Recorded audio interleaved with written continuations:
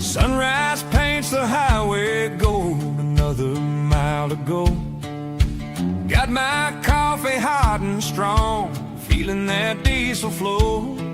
From the mountains to the plains, across the country wide, there's a story in each haul, with Todd right by my side. Oh, Trucker Todd, he's on the road with his camera in hand, sharing tales from the big rig across the promised land. From the engine's roar to the scenic view, every moment clear and bright. Trucker Todd, he lights up the screen day and through the night.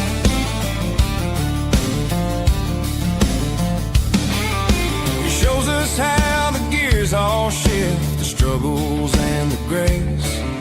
The lonely stretch is friendly, stops at a steady, honest pace. For every truck stop, diner meal, and every sunset hue, Todd's there with a friendly wave, making every journey new. Oh, Trucker Todd, he's on the road with his camera in hand, sharing tales from the big rig across the promised land. From the engine's roar to the scenic view, every moment clear and bright. Trucker Todd, he lights up the screen day and through the night.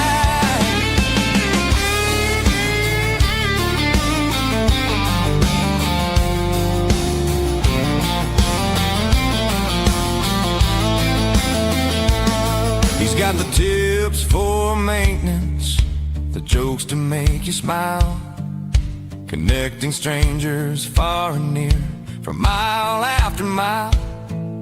It's more than just a journey, it's a community so grand. With every upload, every trip, he's the best in all the land.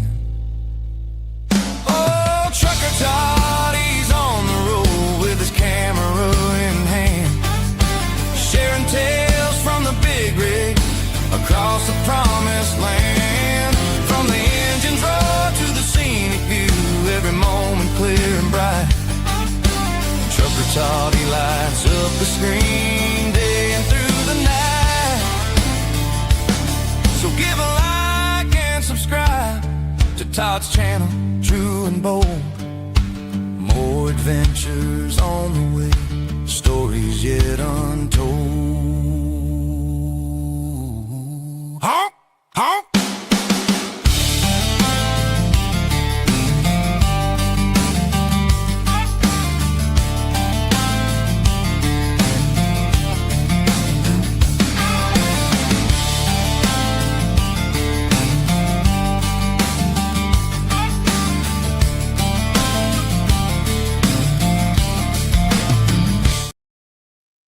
Well, hello, everybody. I've been at home for a few days now, so we're doing this one from the house. This is obviously not my house in the background, but this virtual background that StreamYard uses, it's kind of sketchy. If I move just right, it works, but if I move over here, like half my face is missing. But anyway, that's not why we're here tonight. We've got a small crowd. Several people in the comments said they were going to have to be part of the replay gang. We'll get to them in just a second. But before we do, let's say hi to the channel members. It says that channel membership has gone up. I think it said 14%. Yep. And says we've gained 5 channel members in the last 30 days. Let's go say hi to all of them. We'll start with the oldest one and work our way to the newest one. Be Ramon, Adam, Rayson Ray, Corey Oatley, Jesus' name above all names, Michael, Oser DM, Adam again, 404 Trucker Dave, Darth Wampus, Gary, my name is Nobody, Kevin Snipes, Late Bloomer, Chaos Ninja, that's kind of a cool name, and Sid. Both of those happened. Chaos Ninja was 4 days ago, and Sid was 3 days ago. Look, 3 days ago. So good to have y'all all here. We'll get to your comments here pretty quick. Just want to briefly talk about some things real quick. Um, in Atlanta, I believe it is, locked in a safe beneath one of the banks there is the recipe for Coca-Cola. For years, the secret herbs and spices that Kentucky Fried Chicken used were top secret, really closely guarded. Now you can Google it and you can duplicate it at home, as with a lot of these things.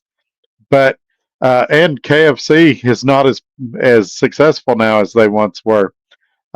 Every business has trade secrets, things that make them successful, and they always have competitors trying to get those secrets. So the Coke formula, somebody would love to steal that, know exactly what it is. Obviously, some people have a rough idea. There's generic brands that taste very similar to Coke. One might argue that Pepsi would have an interest in knowing Coke's recipe and vice versa. And the same is true in trucking as well. When somebody does something that works really well, everybody wants to figure out what it is. And I've kind of broke the mold a little bit. I've shared a lot of advice and things I've learned over the years. Some would call me successful, some would say I'm not successful, but like it or not, there's a large amount of people that want to know what I do, how I do it, and I've got to be doing something right. I've mentioned at my current company that when my dispatcher was getting his schedule changed, he got to pick 5 drivers to go with him, and I was the very first driver he picked. At previous companies, I'm not going to list any names here. We all know who they are. Several of them have talked about how I was one of their most successful drivers. I was one of their best drivers, things like that. Just this week, I received a message, a personalized one. It wasn't one of these form messages, where a company I worked for previously was wanting me to come back really, really badly. I'm not going to call it begging, but I'm going to say that they expressed a very strong interest in getting me back. And so I must be doing something right. And other people want to do those things right. And the problem is, well, let me start with an older example first. I used to have a lady who's now very successful that was wanting to do her first lease purchase when I was at DART. And we're still friends, and I hope she doesn't take this the wrong way. And she would call me and ask me for advice, and I would give her advice. And then she would call other YouTubers that weren't at the same company, didn't have any knowledge about the company, and ask them. And she'd say, Trucker Todd said this, what do you think about it? and they would give her a rebuttal, and then she'd call me back and she'd go, "Hey, Trucker Todd, uh, YouTuber A said this, YouTuber B said this." And I finally got to a point, it's when I was super busy, that I'm like, hey, if you're going to call me and them both for the exact same advice, just call them. I'm too busy to deal with it. The stuff I'm telling you is proven. It'll work. It's the information you need. If you don't trust what I'm saying, then don't watch it. It's fine. And of course, she was offended, and I probably should have handled that better than I did at the time. But at the time, I meant what I said. I was way too busy for people to shop my ideas and advice around.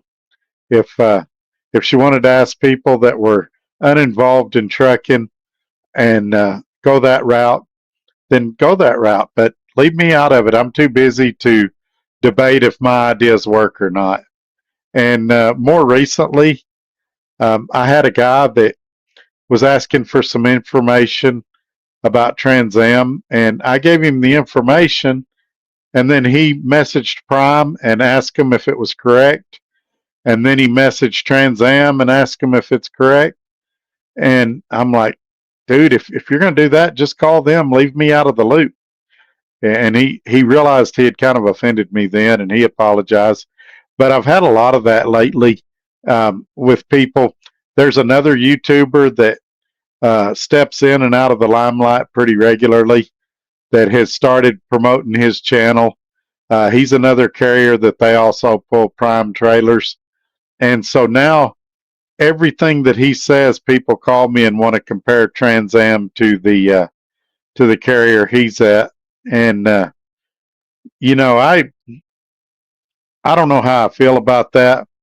Um, I'm I'm not in a spot in my life where I need to comment on other YouTubers and what they do or what they don't do, and and things like that. I'm gonna let him do him. I don't have anything negative to say. Although I hear he's been talking negative about me, that's fine. Uh, what I'm doing works. I'll gladly help people that want help. Um, I've been doing it all this week. There's a lot of people that's come to TransAm that haven't put me down as a referral, and that's fine. I'll still help them. But they've got to understand that I've only got 24 hours in a day, and I'm a busy guy. And if they can't make the effort to put me down, that's fine. I'm still going to help them. But if I get two calls at the exact same time, and one of them's a guy that has put me down, and one of them's a guy that didn't, I'm going to help the guy that put me down first. I mean, you guys would do the same thing if you got two phone calls in at the same time, and one of them was your best friend and one of them was me. You'd probably talk to your best friend before me. So you got to kind of expect that. And I don't know why people do what they do. They want me to help for hours and hours at a time with no monetization, and that's fine. I'll do it. But at the same time, they don't like working for free. The same ones that will not put me down are the same ones that'll complain about not getting paid for pre-trips and post-trips and having to fuel their truck and things like that. So, you know, I'm still going back to what I've said all along. I'm still going to help people regardless of if it benefits me or if it don't benefit me, because I believe you reap what you sow, karma, whatever your religious preference is. Mine is you reap what you sow, and that's been true for me. The more I try to help people, the more good things that happen to me.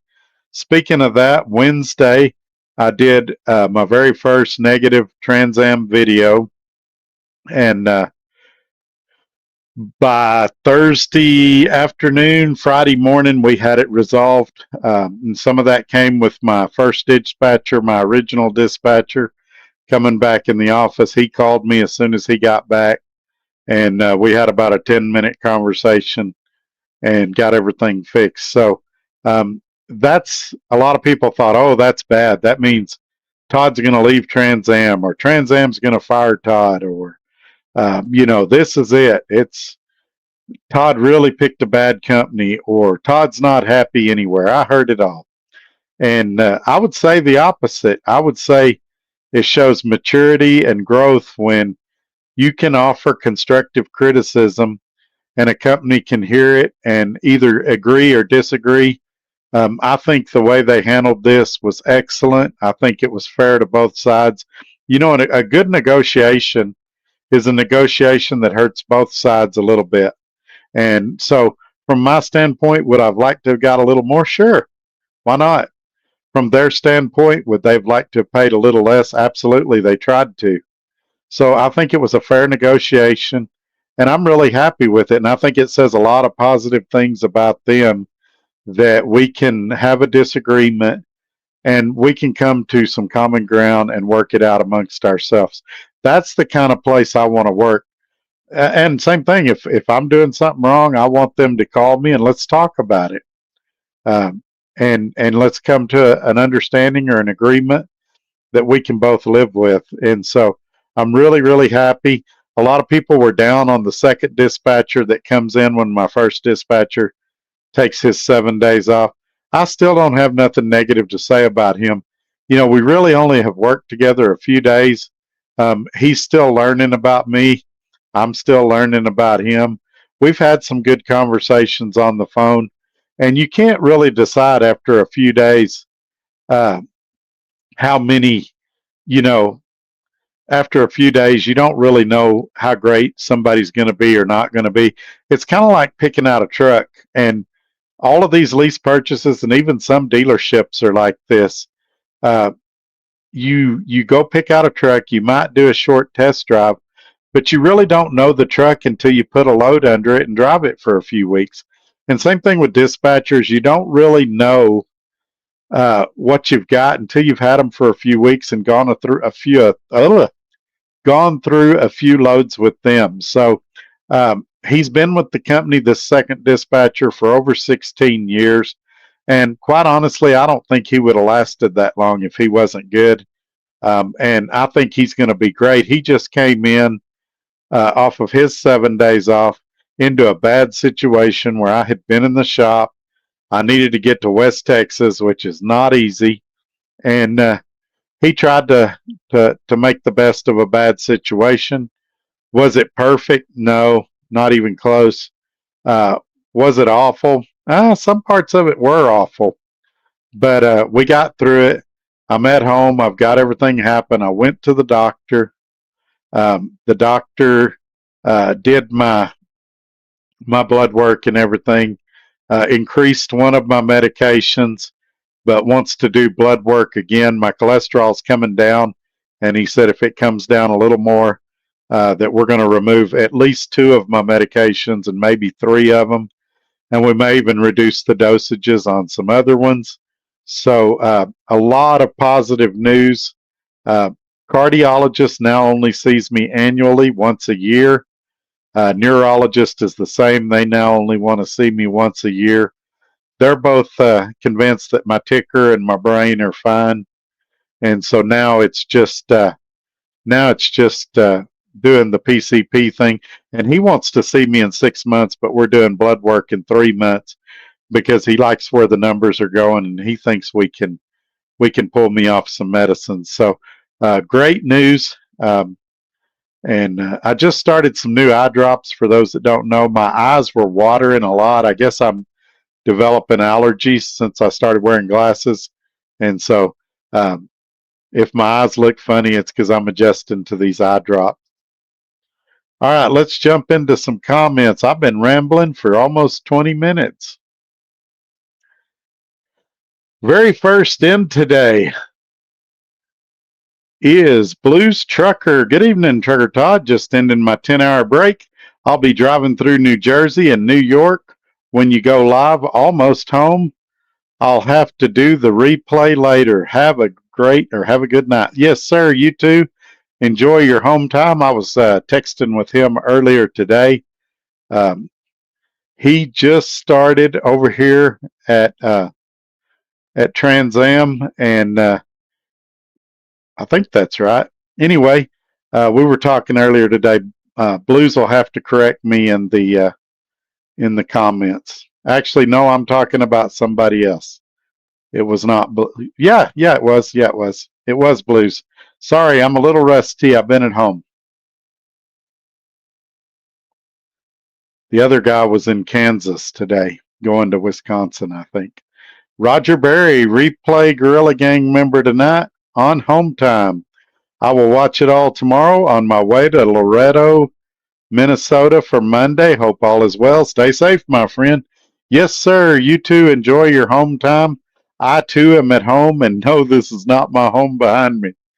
But you can partially see the couch over my right shoulder.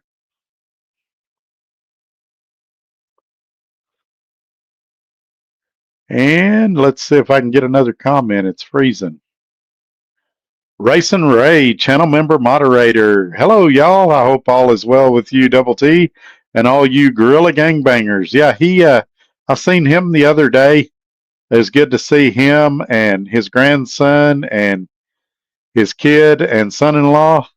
And I'm going to try to get back over there and see him. I'm extending my home time. I was supposed to leave out Monday, but there's another doctor's appointment coming up for my wife, and I'm going to stay in town for that. And so I'll be leaving out Wednesday morning.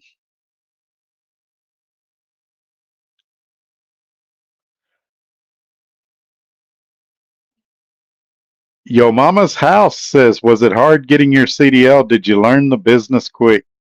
So that's an interesting story. I was at the house at the time. I had two young, small children, and financially wasn't where I wanted to be. This was in 96, and September of 96, as a matter of fact. And I was looking through the paper. This was back before the internet was around, but it wasn't what it is now. And I was looking at the paper, and they were advertising that you could make up to $30,000 a year. And back then I thought, man, that would be life changing. If I could make 30, 35,000 a year, that would totally change my life. And so it was for a truck driving school in Altus, Oklahoma, that is no longer there, called the Altus Area Truck Driving School. And it was a 2-week course, and you went like 10 hours a day, 6 days a week.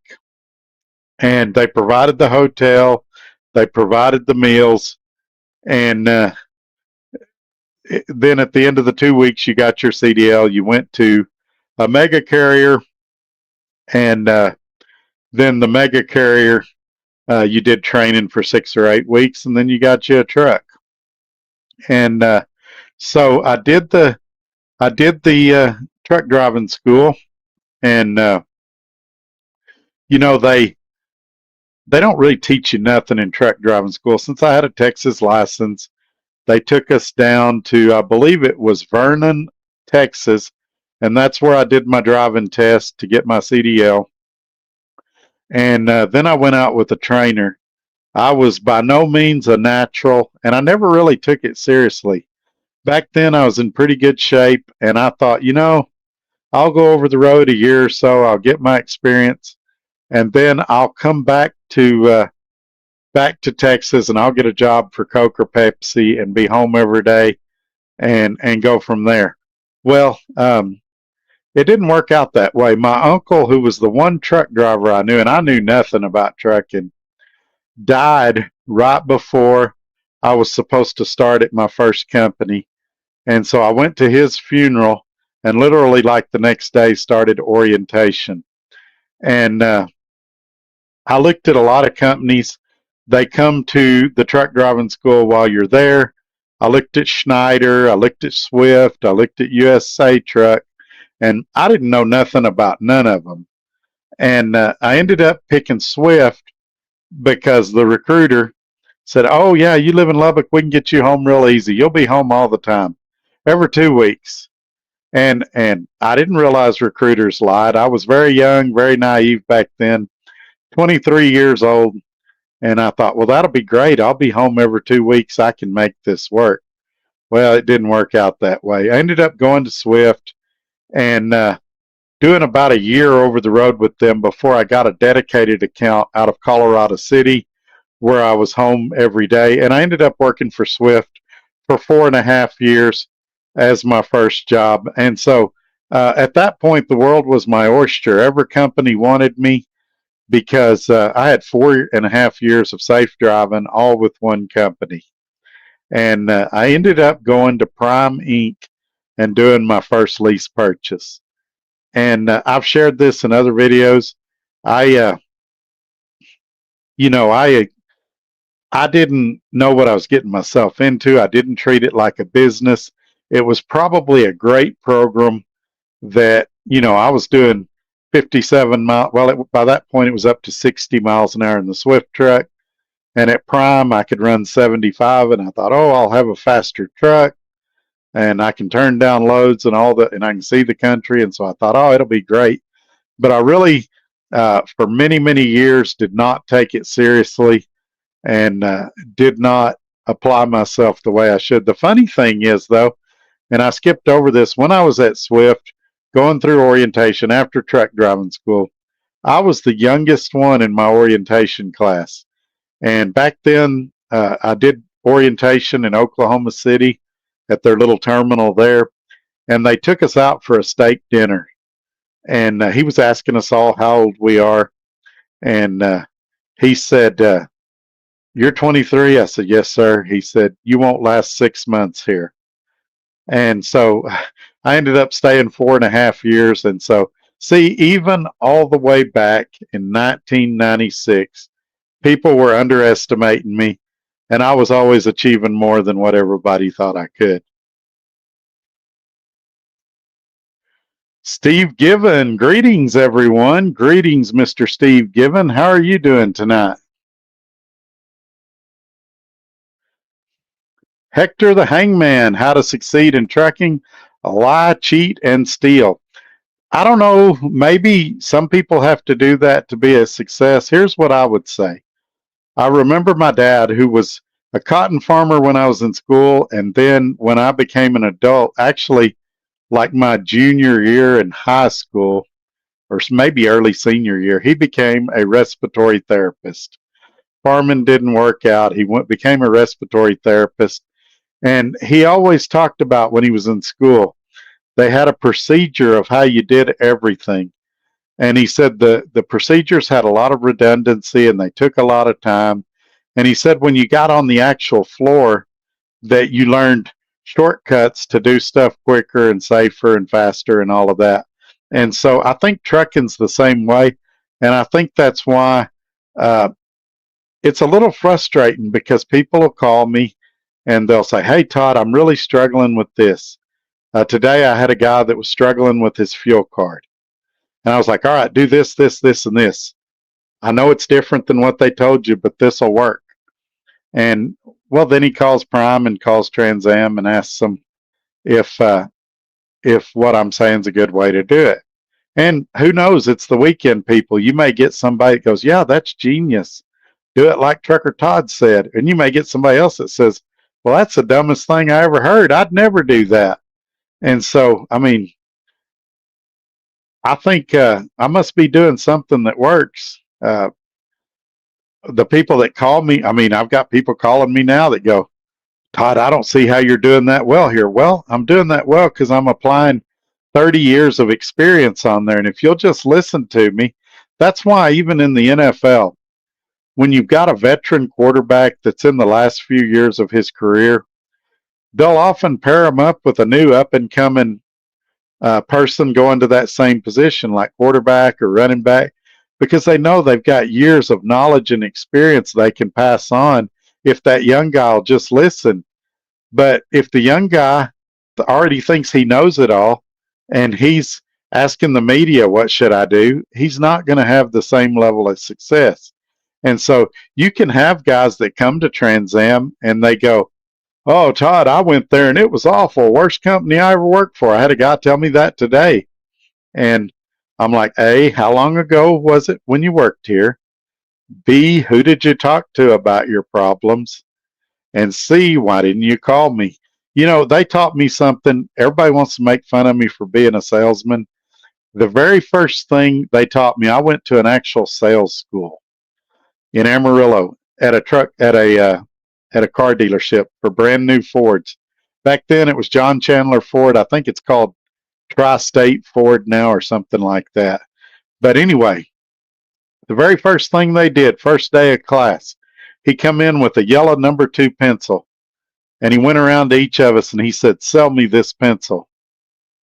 And everybody was like, "What are we doing? I thought we were going to sell cars." And he said, "Hey, if you can sell me this pencil, you can sell me anything." And he had a great point. And, if you can do lease purchase at another company, you can do it here. And really, you can still do it here. You just have to be coachable and teachable. You have to be able to take advice and criticism, and you have to be willing to do the boring things. So we have to look at numbers sometimes. Sometimes I need to look at your settlement. You need to email me your settlement. Let's look at it.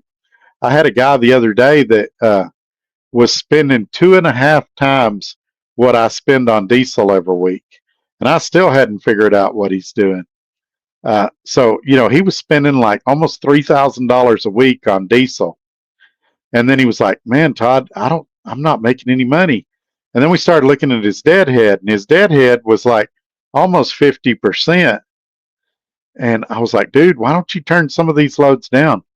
"Oh, well, they told us in orientation not to turn any loads down." "Well, are you an independent contractor or are you a company driver?" And for some guys, there's no difference, and it shows. And so that's what I would say to you. I'm not criticizing, I'm not putting anybody down. It's just there's a method to my madness. These YouTube videos, some of you are like, "Todd, why do you do this? Why do you do that?" It's part of the recipe for success. I'm not going to tell you every single thing I do on here why I do it. I've shared some of it with you because the second I put a video out, then every other YouTuber's doing it, and there's no reason to watch anymore. Think about Xbox is going through this right now. They quit having exclusives, and everything was an Xbox. Your refrigerator could even play Xbox games, and nobody bought their consoles anymore, and they couldn't figure out why. Well, if everything's an Xbox, you don't need an Xbox. And same thing here. If I give the recipe away to everybody, then there's no reason to watch, there's no reason to learn. But basically, the stuff I teach will work with any company. Keep your costs down, keep your revenue up, know what a rate should be for an area. Now, it's different if you're on a mileage contract. On a mileage contract, run as hard as you can. Now, there's competing theories there. I saw a hurricane video recently, which they pay mileage, and they were saying they don't want you to run your clock. They don't want you to run your clock out. They want you to run 8 to 9 hours a day so that you get recaps every day. Well, that's great for them because they can repower loads and it helps them move their freight along. But 70 hours is 70 hours. I would much rather prefer to run those out as quickly as I can and have a day and a half to do laundry, make videos, get out of the truck and go do something. And so I don't see a difference. I really don't. Actually, you get more hours if you run your 70 real quick and take a 34. You can actually squeeze more driving hours in that week. Not much, like one more shift, but you can actually make more running your 70 out just as quick as you can, taking a 34 and going right back to work again. Now, I am 100% certain somebody's going to try to debate me on that.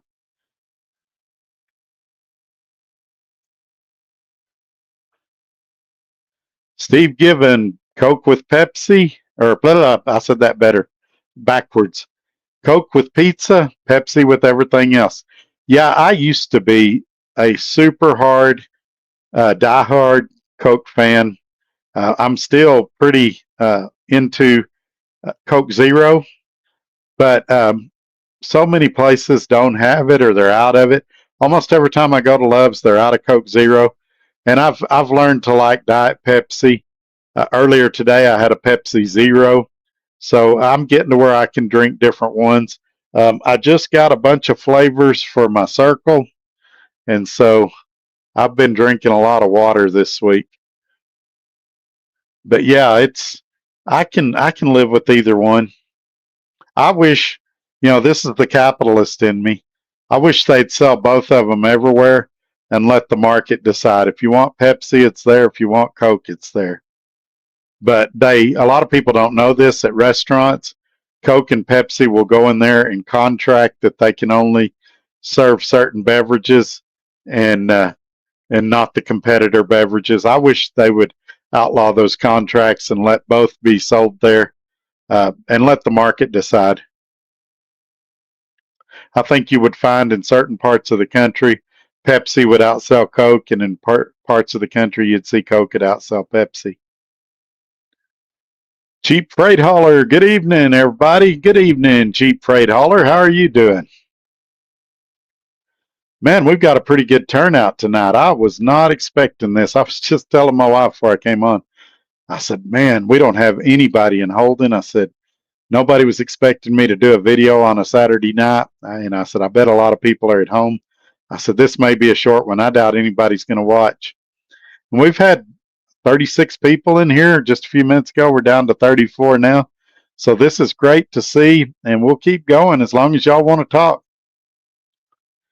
Steve Given, how many companies haul prime freight? That is the $1 million question that I honestly don't know the answer to. We all know about BLC. We all know about TransAm. We all know about Wilson Logistics. Advanced Trucking out of Indianapolis. I think they have a fleet in their company that pulls prime loads, and I am certain that there's more. Some people tried to debate me on this on Facebook. I pulled the safer score. Prime themselves has over 9,000 drivers. Some of them are flatbed, some of them are tanker, but most of them are reefer. About 85% of Prime's drivers are doing either a lease purchase or a lease. And those 9,000 don't include all these satellite companies that are pulling their freight. To be fair, though, every company that's of great size and scale does this. Swift had a logistics division that people could pull their freight. Schneider has one, JB Hunt has one. When they get that big, they end up having to do it to cover loads a lot of times. So I don't fault Prime for doing it. And I don't fault TransAm for taking advantage of it, or BLC, or anybody else. Now, there's been a big discussion this week about which one of those satellite companies is the best. And I haven't done a lot of research on it. I'm happy where I'm at. I'm making good money. I'm putting up with a lot of crap. I ain't gonna lie. I think you've heard some other YouTubers say the same thing. Some would call it micromanaging. Some would call it hand-holding. I think it's necessary to a degree because while TransAm is not a training company, Prime is, and you've got people with varying levels of reefer experience. And so I think you definitely want to handhold a little bit to protect your product. But I don't fault Prime at all for doing this, or any of these companies that are taking advantage of that big freight network. And I haven't spent a lot of time comparing. Is what I'm doing better than BLC? Is what I'm doing better than Wilson? Is what I'm doing better than this outfit or that outfit? I'm here. I've met the owner of TransAm. I've had a couple of really good conversations with him. He's tried to call me once. We've played phone tag since then. I really, really like him. I've talked to the director of operations. I really like him. I like the head of marketing and the head of recruiting. I've met all the recruiters. I know some of them better than others. And there's another lady that works over in the other building, but I'm not going to say her name on here. I'm not sure exactly what her job title is, but I would call her a fixer. If I've got a problem and I don't know how to fix it, I call her, and actually I email her first. I emailed her this week. I was trying to add their prepaid legal service and couldn't figure out how to do it, and I emailed her with a question, And she emailed me back pretty promptly a couple of hours later with directions on what I needed to do, and then called me, and we talked briefly about it as well. So um, I'm having good luck with TransAm. Might the other companies pay better? Sure, anything's possible. Might they pay worse? Sure, anything's possible. I can only tell you about where I'm at. Is this the greatest company ever? I don't know. I think they got flaws like any company. I have never said at any company that it's the greatest company ever. I've seen that pop up in the comments a few times. I would ask those people to tell me the video and the timestamp where I said it's the greatest company ever. I've said they're treating me good so far. That's what I say everywhere I go. And so far, they have treated me good. Even this week, when I did a negative video, we fixed it. And so that means they're treating me good. Had they ignored me, then I'd be able to say, all right, they're not treating me good because I've got a valid concern they're not addressing, but they addressed it. So, I mean, all I can tell you is what I experience and the people I interact with. And so far, everybody I've dealt with, and this is true because sometimes I have to deal with Prime, everybody I've dealt with at Prime has been excellent. Everybody I've dealt with at TransAm, with the exception of one person, has been excellent.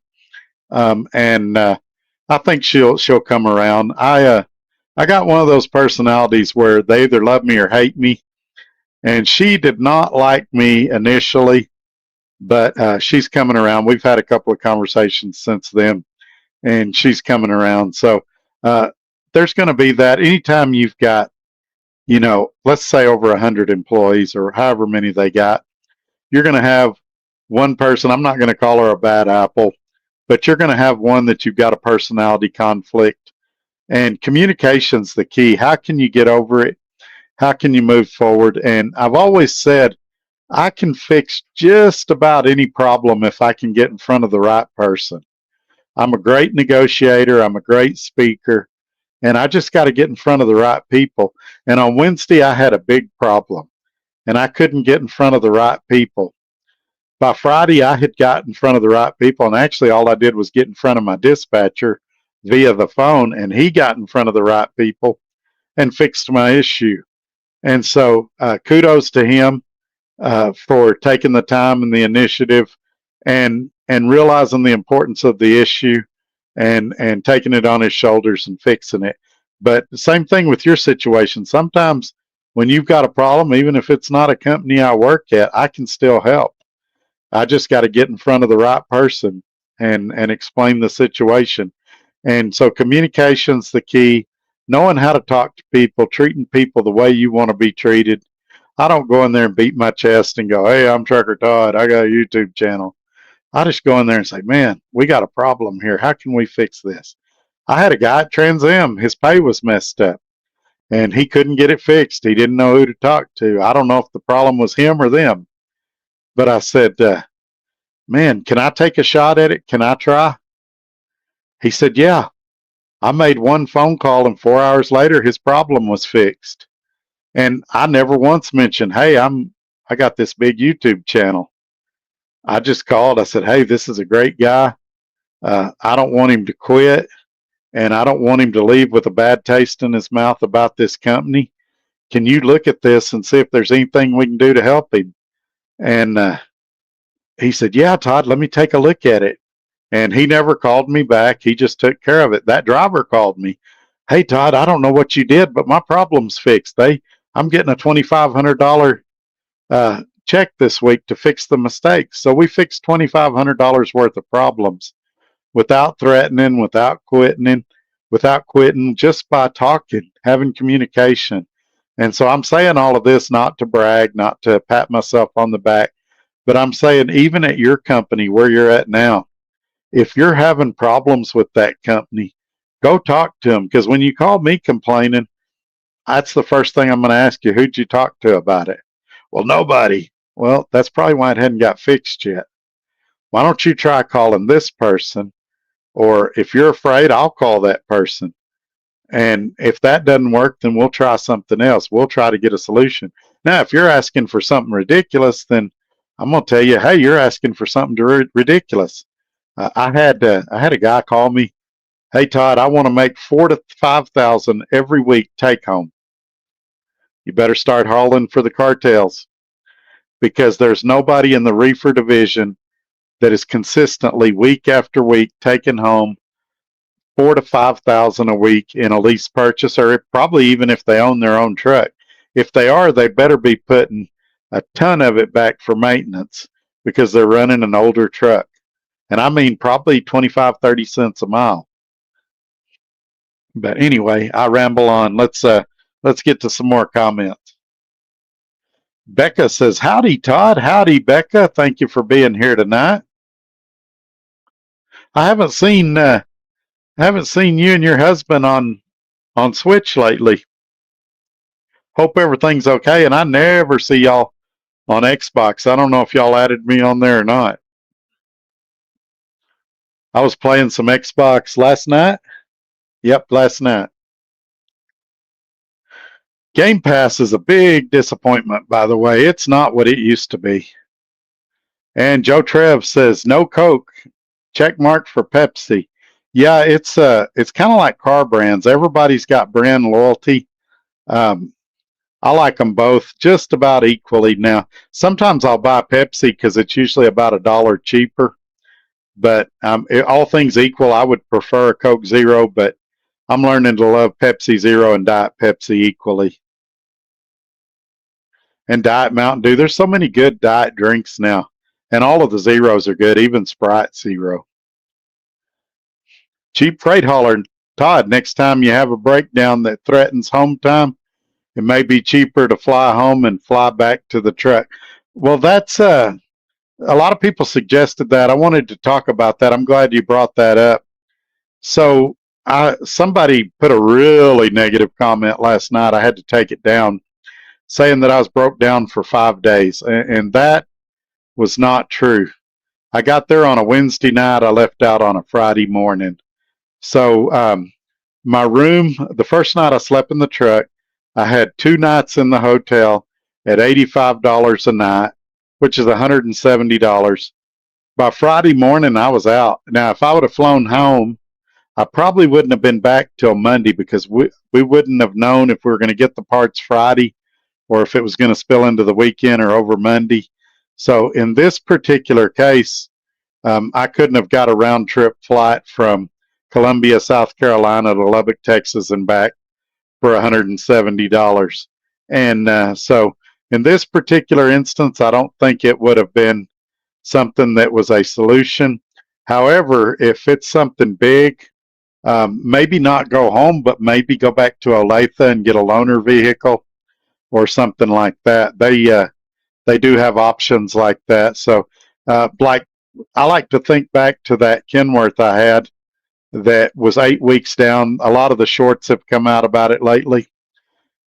In that situation, had I been at TransAm, I wouldn't have lost that truck because I could have went to Olathe, say after the first 3 or 4 days, I could have got a loaner vehicle and ran while that Kenworth was in the shop.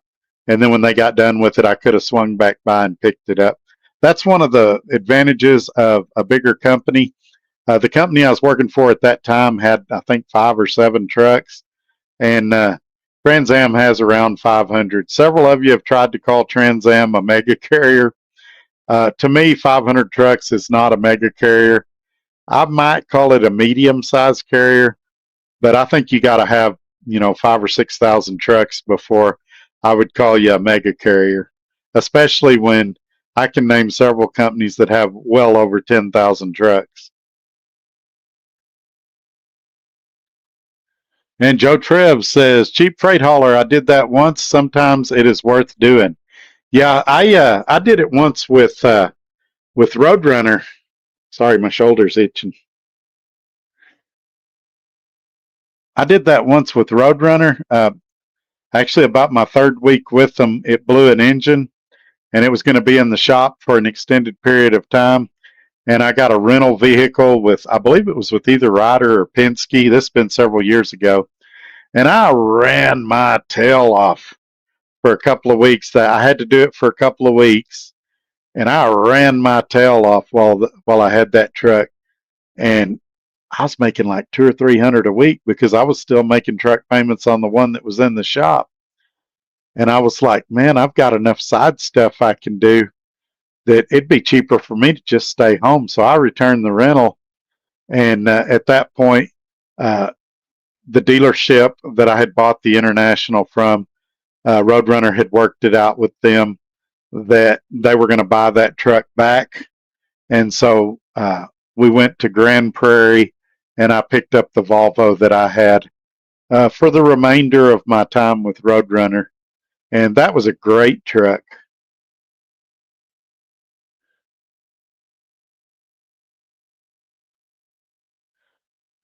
All right, Steve Givens. Some days you win, some days you lose, but most of the time it's a draw. Yeah, I think I agree with that. I think a lot of it, when you're determining what's a win and what's a loss, is attitude and how you view things. Um, I see so many people that the first time adversity or something tough comes along, they just give up, they just surrender, and oh, this is a ripoff, I'm being scammed, or this person don't like me, or that person don't like me. And this video, I just want to encourage people to try to have open communication. Trust me, I've got a terrible temper, probably one of the worst in here. The strokes knocked it out of me a little bit. I don't have as much fire as I used to. I'd much rather sit down and work something out with somebody than I had to have a fist fight, especially when it comes to the company. Look, I don't care how tough you are, how bad you think you are. I don't care if you think you're Bruce Lee. If you show up at Olathe thinking you're going to fight somebody and win, you may beat up your dispatcher. You may beat up your dispatcher's boss. You may get through two or three guys, but somebody's going to pick up the phone, call 911. You may beat up the first couple of deputies that are showing up, but they're eventually going to get enough people there that they're going to win. Now, it's a lot better if you pull one or two people in an office and you sit around a desk and you say, here's my problem. And they tell you their side of the story and you hear it, and you tell them your side of the story and they hear it. And at some point you say, all right, how can we fix this? How can we move forward? You're upset about this. I'm upset about this. Where can we find some common ground? What's the solution here? And sometimes they're going to come up with a better solution than what you thought of. Sometimes you're going to leave mad, but at least you tried. Joe Trev, I don't know, feels like a lot of losses, like I'm the Cleveland Browns or something. Well, it could be worse. You could be the Dallas Cowboys. We do great, and just about when our hopes are as high as they could be, they crush our dreams in a few short weeks.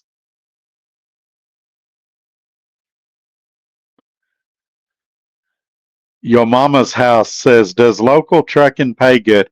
I think it can, depending on what you're hauling, where you're hauling, things like that.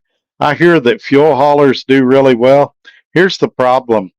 Where I live, nothing pays really well. I mean, here, $15 an hour is a pretty good job.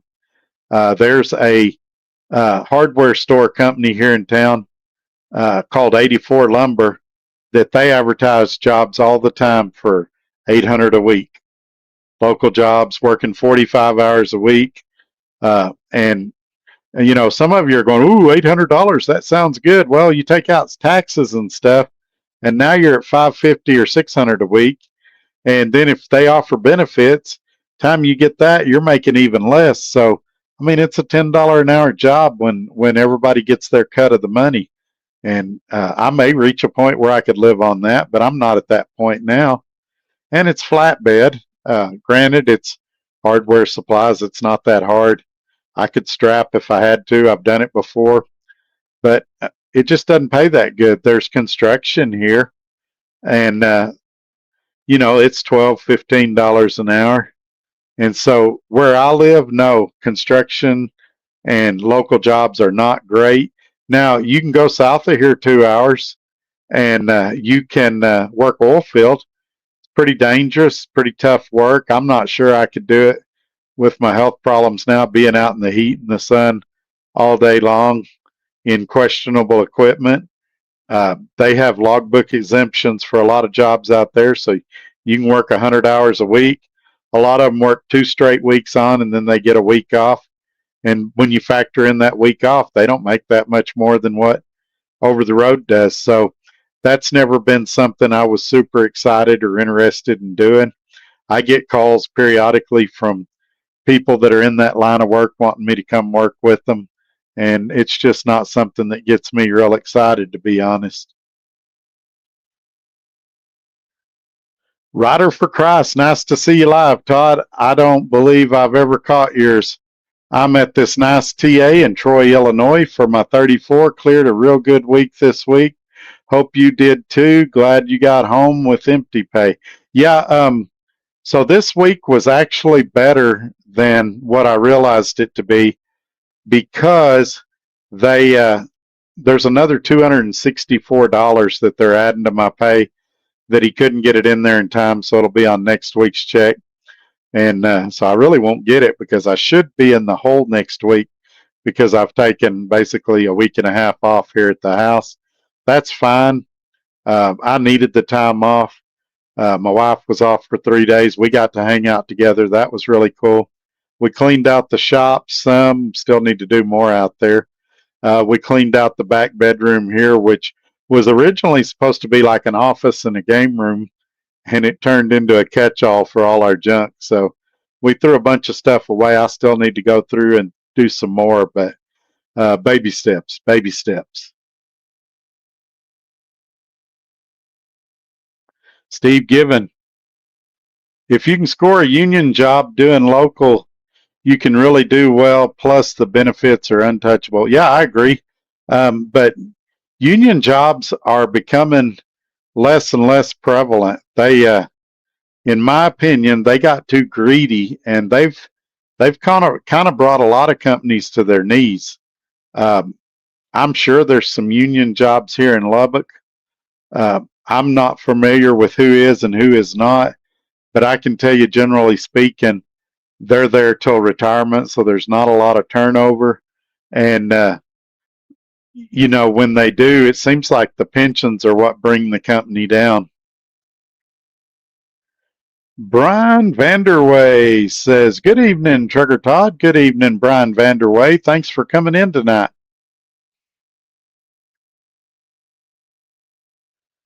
Hey, my good friend Mr. Like is here. I like trucking. What's happening, Todd? Not much.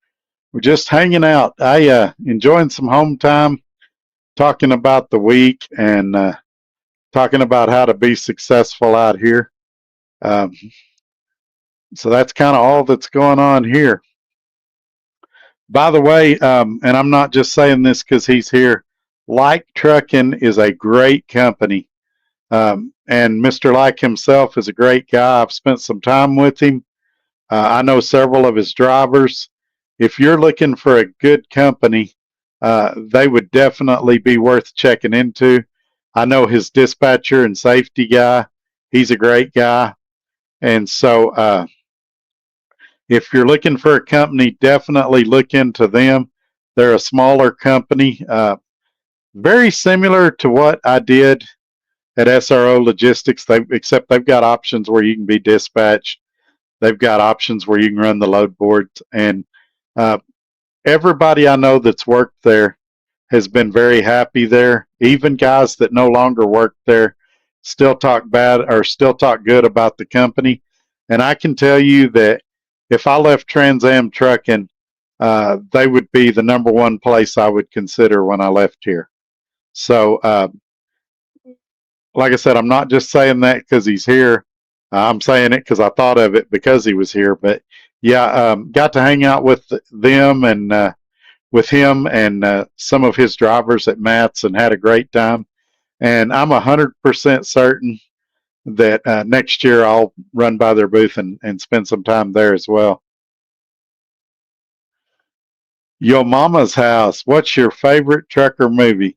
I think without a doubt, hands down, I like Smokey and the Bandit, even the sequels. It's just a great lighthearted movie, basically one big car chase. I'm a car guy. I love cars. And So I think that's probably one of my favorite trucker movies of all time. Probably one of my favorite movies of all time is a guy that I'm not a big fan of him per se, but I like the movie. It's called Con Air. It's a great movie. He did another one right after that with John Travolta called Face Off. Both of those movies are outstanding. And Steve Given, when do you go back to the truck? The plan right now is Wednesday morning at 11 o'clock. I was supposed to leave Monday morning, and like I said, wife's got that other doctor's appointment. So I had a very, very good week here. I'm very happy with how it turned out. And as a result of that, I'm going to hang around a couple extra days and go to that appointment and try to get back by and see my uncle again, too.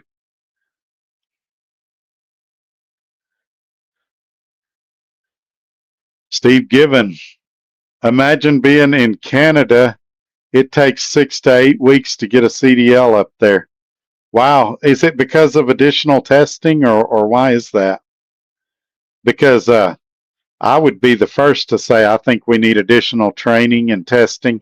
I was talking about this with my uncle the other day. Um, when I was a kid, you couldn't wait to get old enough for your parents to take you out on the country road and teach you how to drive. And it was different ages for different kids. Some of them didn't get to till they were 15. With my dad being a cotton farmer, I was driving tractors on what they call set aside land where there wasn't any crops, or farm equipment on turn rows.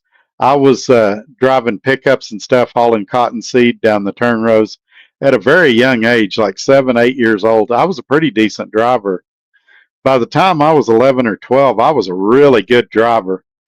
And so couldn't wait to get 15, get your learner's permit, couldn't wait to turn 16, get your license. And so it was a big rite of passage back then. I couldn't wait to get old enough to get my first job at the grocery store, sacking groceries and stocking shelves, having my own money so I could go cruising on the weekends. And now it's a big difference, and it really shows in driving. Now we plop our kids down at the same age, 5 or 6 years old, and we hand them a video game system. We hand them Need for Speed. We hand them Grand Theft Auto. And it shows, because then when they start driving for real, they drive like they're in a video game. They weave in and out of traffic. They speed. They don't slow down in construction zones. Uh, they do all the stuff they do in video games. And I think that's the problem. I blame the parents for the bad drivers that are out on the road right now, because they just leave it to a video game to teach their kids. And it really shows. The next time you're out on the road and you see a bad driver, think to yourself, do they look like they're playing a video game? And I think you'll be surprised at how much you feel that way. Rider for Christ, LOL, you knew a Class A experience, or I bet he meant you have a Class A experience that's similar to mine. Went with Swift, deciding to bite the bullet and get 1 year experience, then go to a local job, worked there 20 months, and finally landed a job with, let's find the IO Road or 10 Roads Express, and was laid off October 2023 when they lost their Arizona contract, and now we all know where they are now. I love being an owner operator now, but power only is tough to get back home, even weekly. Yeah, when I bought that first truck that's been the subject of a lot of videos lately, they had a power only option with F2F. The problem is there's a lot of times that it's hard to find something. You can get somewhere, and if there's not a trailer there that needs moved, you can have to deadhead a pretty good ways. And at the time, they weren't paying great. I don't know how they're paying now. So I ended up renting the F2F trailer, and it was a really nice trailer. I know some guys have had varying experiences there, but power only, I would be afraid to do that as a full-time gig.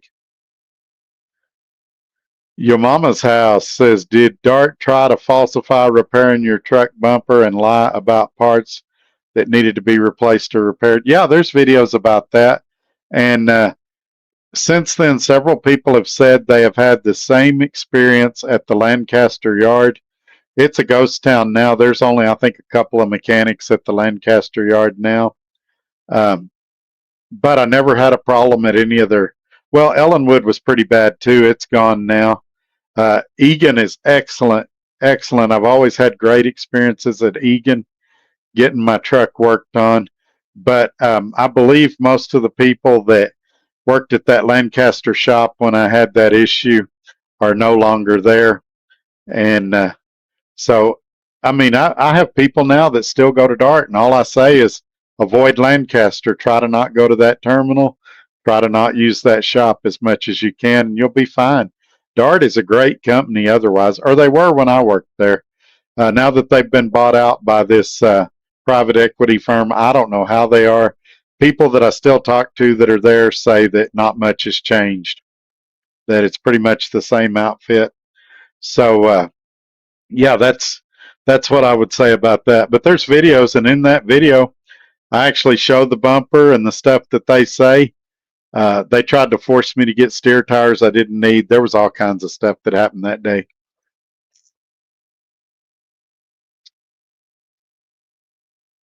Sorry, my throat was getting dry.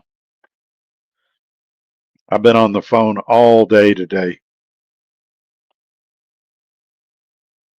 Hector the Hangman, James Stewart is my father. I love him very much. Oh, that's awesome. That is awesome. He's got some really cool merch. I would think a devout son should wear his father's merchandise. See if he'll get you a hat and a t-shirt. Truckers Music. How can you give trucking advice when you can't keep a job longer than a half a year? Any problem you have, you make a video. Okay, let's take this one. So, let's talk about the first part of this comment. And I know some of you are screaming at your screen, hey, just block him, don't listen to him. So I stayed at Garrison for 6 months, like you said. Well, it liked a week being 6 months. All right. Who was the company before that? Do we remember? SRO Logistics, that's correct. How long was I at SRO Logistics? Well, up until my stroke. And then prior to that, I was there. Now, when I came back out after the stroke, when I got medically cleared, was supposed to return to SRO Logistics. What happened the night before I was supposed to get on the plane? That truck burnt to the ground in Mississippi. There was no other trucks available. I had to find a job. I went to B&Z Logistics, who is no longer in business. I was there for 3 weeks until SRO Logistics helped me come up with another truck. So, if you take out the stroke, which there was no way I could avoid that, I was at SRO Logistics for about 2 years. All right, where was I at before SRO Logistics? Anybody remember? I mean, we can go back as far as you want to go. The only company is B&Z, which I never planned to work there. It was just scrambling to get something. I'd already left AT&T, and R.E. Garrison, which I caught them stealing from me. Now, they've since tried to make things right. I'm not harping on it anymore. I don't feel like they paid me everything they owed me, but I do think they made an effort, and I'm willing to let bygones be bygones. Now, what I would tell you, too, because you're obviously not a trucker, even though your title says you are, and you obviously don't know anything about trucking, is that things change in trucking, and the average driver lasts at a company 6 to 10 months nowadays. And it's because companies change policies, they change leadership, they lose contracts, and routes they had are no longer there. People have personal problems at home. There's lots of reasons why people change companies. I would also tell you that pretty much every company I've gone to, it's been a vertical move. which means I was doing something that advanced my life, improved my life, was better pay, a better opportunity, things like that. And so your comment doesn't scare me. It doesn't make me want to recoil or nothing like that. It just shows me that A, you're probably not a truck driver, and B, you absolutely do not know what you're talking about. But somehow, keyboard warriors, just like we used to have radio Rambos, want to come on here and say crazy things that I guarantee you wouldn't say to my face. I guarantee it. Because I went to Matt's and I told everybody where I was, and all you clowns was going to go up and tell me how it was and show me how it was, and you didn't. You slithered under your rocks and you hid in corners because you're all a bunch of cowards. And I would say that to your face. Like trucking, it's all about time management and knowing the numbers. Absolutely. And that's probably the two areas where I catch the most people is they burn their clock so quickly, not knowing how to manage their time. And another thing is people are terrible at buying fuel. I've had several people that call me and say that they just wake up every morning, whatever truck stop they're at, they fill up right there. And that's not how you buy fuel. And for one thing, if nothing else, you're carrying around a lot of extra weight. And I think load selection is very important as well. Trailer and truck maintenance. So many people never get out and look at their equipment. They just turn the key in the morning and off they go. Wait 10 minutes for a pre-trip and a post-trip and go to bed. And little things like not checking your tire pressures, not checking your oil level. Look, all these trucks now, if you run it too low in oil, it'll shut the truck off to save you the engine from burning up the engine. Most of you have a gallon of oil under your bunk. That might not be enough to trigger that sensor and let it crank again. But oftentimes when it gets that low, you need several gallons of oil before it'll start again. So then you're looking at a road call or something like that. If you're running around, especially in a reefer, where you generally got heavier loads with your tires, 15 or 20 pounds underinflated, they still look good. They still sound good with a tire thumper, but it's going to affect your fuel economy. Those sidewalls are going to heat up, and those tires are going to prematurely fail. You can avoid all of that by just taking a little time.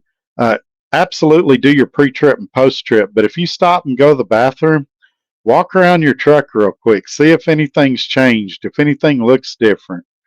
It just takes a second. When you come in from the truck stop, while you're 30 feet out, start looking under your truck. Do you see any fluids under there? Things like that. If you can catch that stuff when you're at a truck stop or when you're at your company's terminal, it's a lot cheaper to fix than if you got to call Love's out on the side of the road at 2 in the morning, or TA or some other outfit.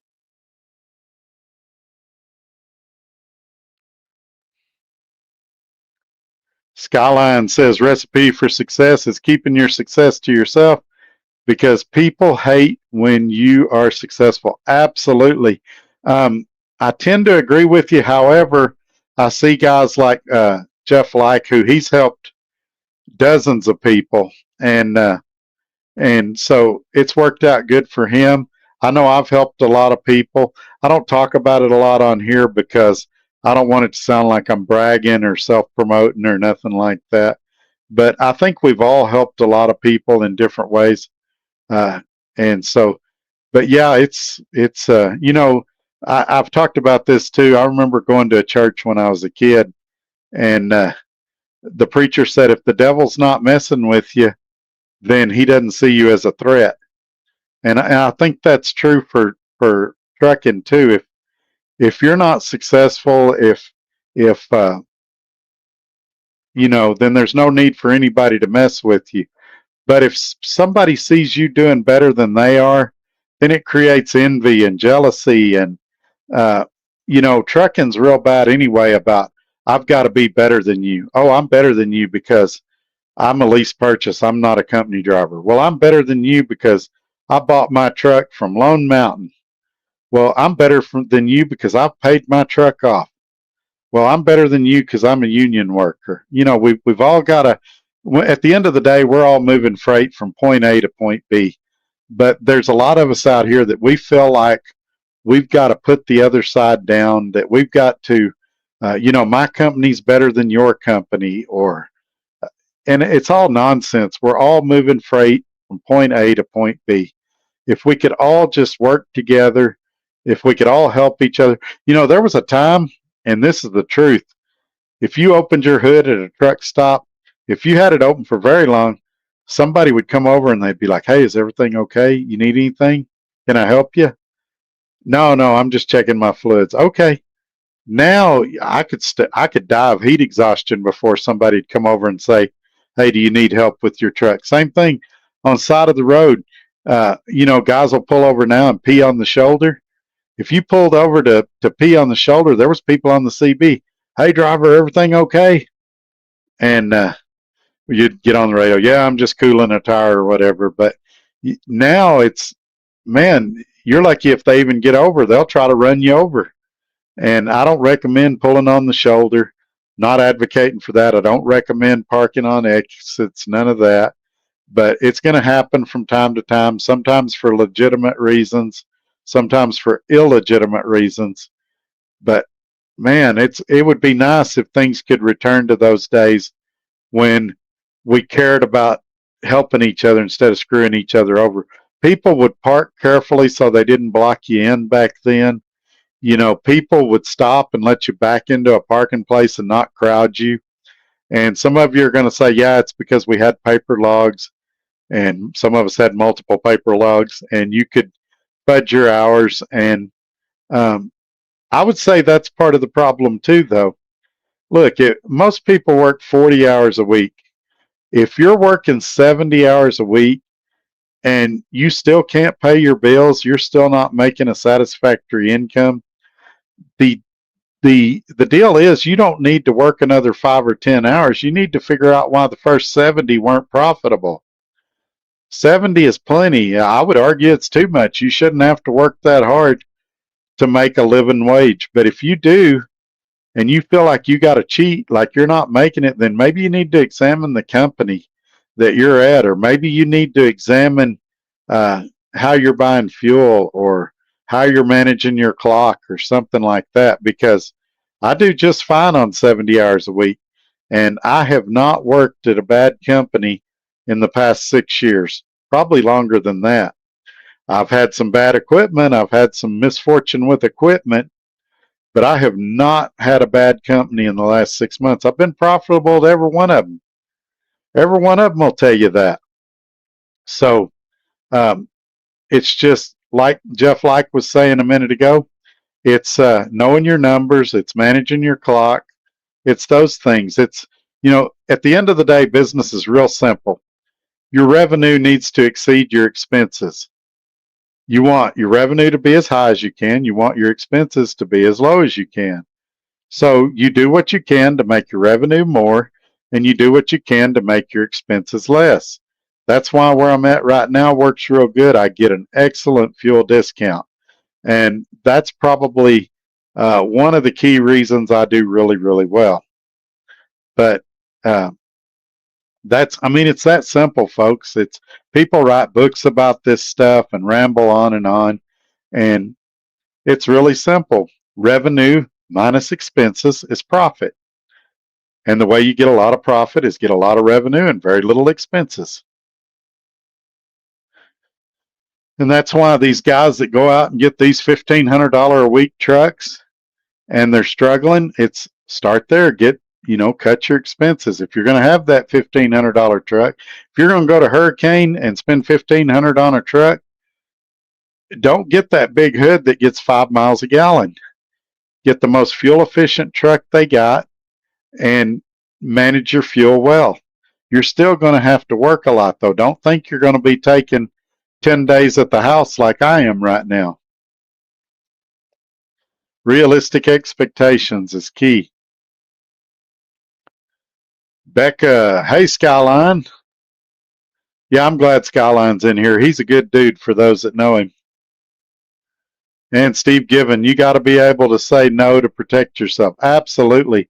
I've turned down as many as 3 loads in one day. And I've got a dispatcher that understood. He's like, I agree with you, Todd. I wouldn't do these 3 loads either. But I can articulate. I can say, hey, I don't want to do this. Here's why. And I don't have to do that. I could just say no. But I say, yeah, here's why. Here's my concern.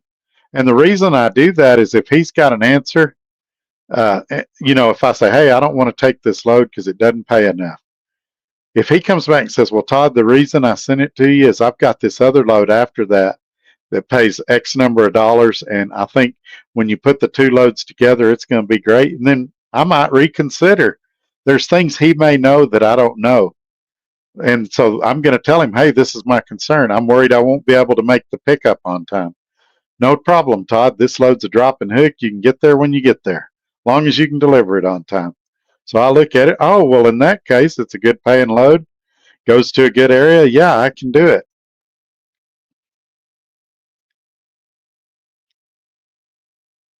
Steve Given, what is the lease purchase completion rate at Prime versus TransAm?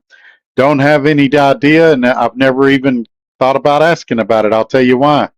I don't base my success on others, and I actually did a video about this recently. There's actually a million different reasons why a lease might not get completed. That's not TransAm's fault, and it's not Prime's fault. I had a good friend of mine, a very good friend of mine, that recently hurt his back at TransAm and is going to have to be off work for a few months. He turned his truck in. He didn't complete his lease.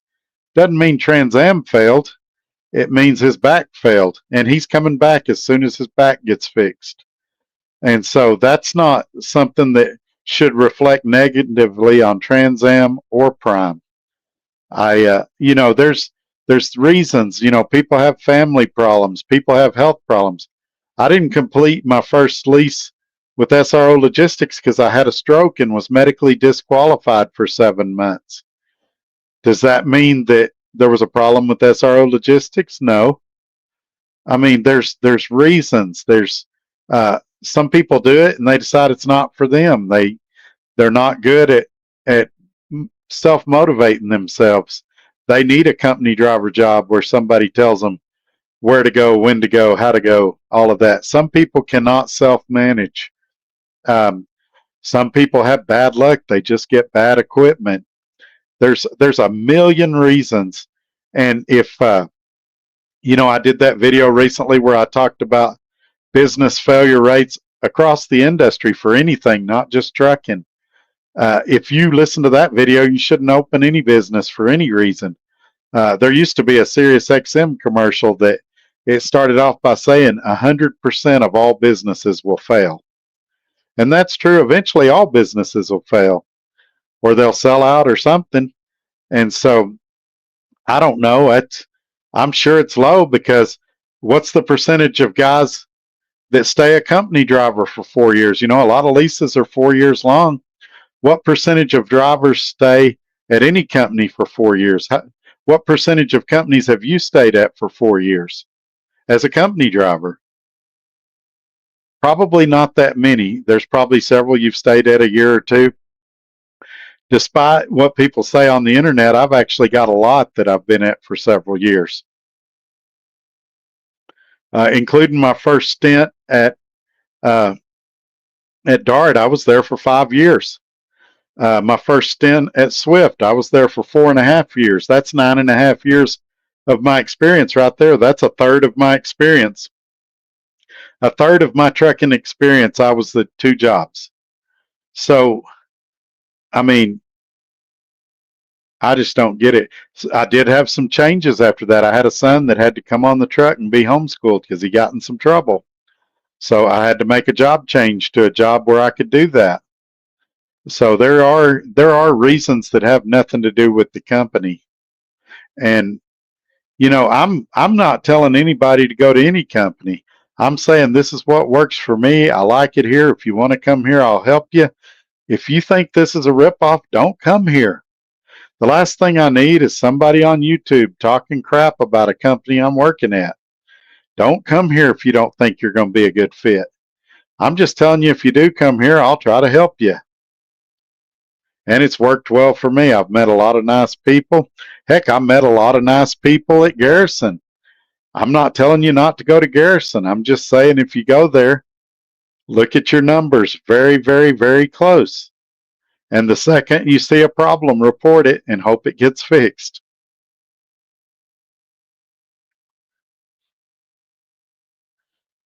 And Skyline Trucker says hello back to Becca. Steve Given, find some common ground first and go from there is all you can do. Absolutely, it works. I think sometimes, and I heard a dispatcher talk about this once, you can get on the phone early in the morning with your dispatcher, and they can say something, and at the time it doesn't bother you. But man, after you drive all day and you fight traffic and congestion, by 3 o'clock, what he said is a big deal now, and you're mad. And so instead of calming back down before you call him, you just call in and you let him have it. And then he becomes defensive, as any of us would. And so he gives it back to you. And before you know it, you got a full blown screaming match. When, if you would have calmed down a little bit and said, hey, Mr. Dispatcher, I've been thinking about what you said this morning, and it really bothered me. Can we talk about it? And then he's going to be more receptive. And it may turn out that you took it wrong, what he said. Maybe he didn't mean it the way it sounded. But you're not going to get a solution if you call him screaming. And I've heard drivers tell dispatchers, I'm going to come to your office and fight you. I'm going to drive my truck through your office. Those are terroristic threats. They're recording the phone calls. You can get in trouble. Man, it's a lot easier and a lot less stressful. And he may say, no, I meant it exactly like that. Well, then you can say, well, I don't think that was right. I would like to talk to your supervisor about this. And you can go up the chain of command. If you get all the way to the top and you still ain't got your problem fixed, then you know you're probably not working for a great company. But I've never had that happen. Normally, the first person I call, we can fix the issue because I'm going to think about what I'm going to say and how I'm going to say it before I even call. And if I have to talk to their supervisor, I'm not going to throw that first guy under the bus. If anything, I'm going to do like I do in these videos. I'm going to try to give his side of the story. I'm going to say, hey, I just talked to dispatcher A and told him I was concerned about this. He felt this way, and here's my concern based on that. We talked and we weren't able to come to a resolution. Is there something we missed? Is there something else we can do to work this out? And 99% of the time, they're going to say, well, let me look into it and I'll get back to you. And when they come back, they got a solution that probably you and your dispatcher never thought of. Since you didn't throw your dispatcher under the bus, a lot of times he'll be your biggest advocate. And when that first dispatcher called me Thursday and was asking me how things went, and he's like, hey, I can fix this. I said, I want you to make sure that whatever you do doesn't get you in trouble. And he's like, no, I'll dot my I's and cross my T's. I was like, all right. I said, I appreciate you being an advocate for me and trying to help me. But I said, don't do anything that gets you in trouble. Because I said, your boss already ruled this way. And he's like, no. I'm going to go talk to him right now and kind of explain to him a little more about the situation. And he's like, I'm 100% convinced we can fix this. Now, is it possible that he talked to his supervisor before he called me and he already knew what was going on and some of that was for show? Possibly, don't care. We got a positive solution without losing our temper, without blowing our cool. So many of you were certain I was going to quit. So many of you were certain they were going to fire me, that I was a troublemaker. And no, I'm a communicator. We're going to work this out until we can't. And with Garrison, we got to a point where we couldn't work it out. I still think they're a great company, and I'm still eligible for rehire there. I could call them today and go back to work there if I wanted to. Don't know that I will, but I got some trust issues now. But yeah, that's most of these companies. would gladly take me back. And it's because I know how to communicate. I became a ninja at it at Swift, knowing who to call to talk to about what. And this department would have to talk to that department. But 99% of the time, I could get a favorable outcome. I just had to get in front of the right person. And over there, I'd start the conversation like this. Hey, man, I got a problem. I don't know if you can help me or not, but hopefully you can point me in the right direction. I'm concerned about this, or I have questions about that. And they're like, oh, you need to talk to such and such. Do you know them? No, I've never met them. Well, come with me. I'll go introduce you to them. Or hang on, I'll transfer you over there and I'll explain to them a little bit about what's going on. And so that's how you do those things. Communication. I mean, your fist will accomplish some things, and there's some times for fighting and things like that. But your tongue and talking and your brain will accomplish a lot more most of the time. Becca, yeah, we are doing good. We've been playing on the Switch here and there. We're in Texas at the moment at my mom's house. Oh, good. I'm glad y'all got to go down there. I'm in Lubbock right now. Like I say, I'll be here till Wednesday morning. And it's been a great week. I've been super busy, but I have got to relax and have a little fun and play some video games as well. Hang out with some family.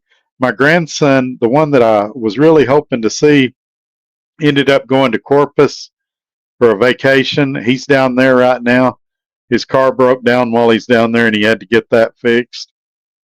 And it's my understanding he's on his way back right now. So I'm hoping I get to see him while I'm in town too. He got his first house, and he's wanting to show it to me.